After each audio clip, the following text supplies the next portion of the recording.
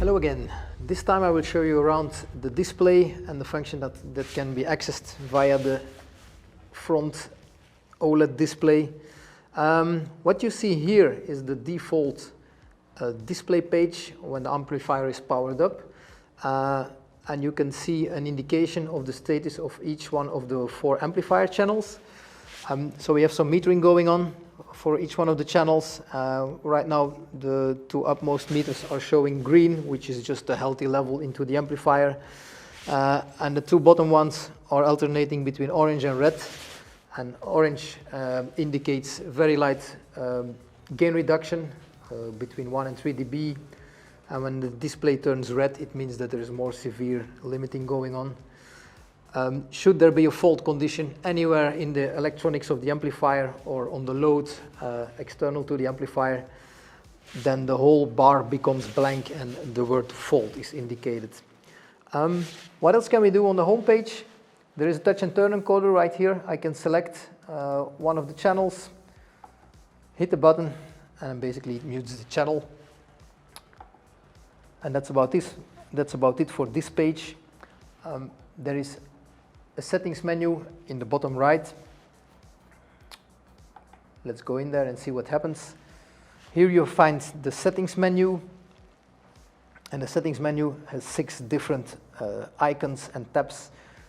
Let's discuss the first 2 of them, which are the audio related icons. So the first one here says audio. I'm going to enter the menu and I have 3 new options: source selection, gain and delay. Let's have a look at the source.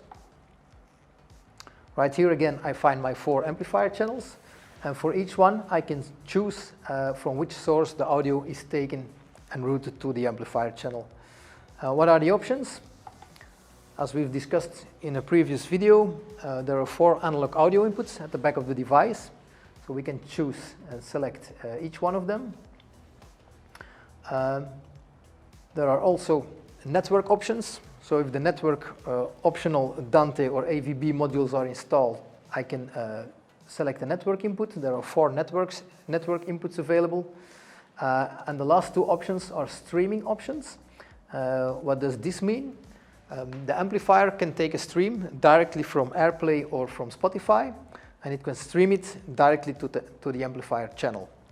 So that's what can be done on the streaming side of things.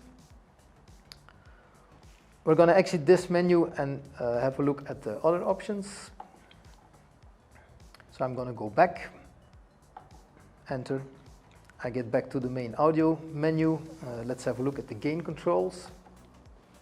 Again, here we have a very simple menu which allows us to adjust the gain of the amplifier channels. I can just change the value, enter, and the new value is stored and sent to the amplifier. Let's return one more level, and we get to the delay settings. So on each one of the amplifier channels, there is a delay of up to 250 milliseconds that can be enabled and adjusted in very fine steps. So let's go there, change the delay. It's as easy as that.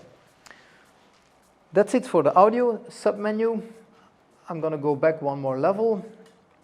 I'm going to go to the presets menu. There we go. And here there are 2 different icons, global and speaker. The global preset menu allows you to store and recall a total preset of all parameters audio related of the amplifier and also of the network settings.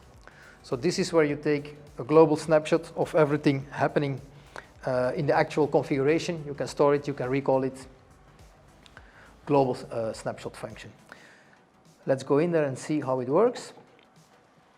There are different levels of folders and files that we can access. Right now there is one folder created which is called APEX projects. We can go in there, and inside we find our different global preset files. Okay.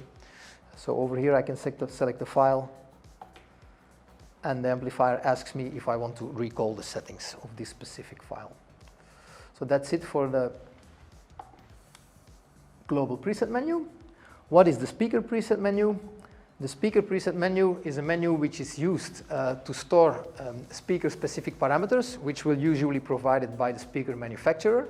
So for each brand and each model, you will have a certain preset that can be recalled. The speaker parameters are on top of the normal user-accessible parameters. What does it mean?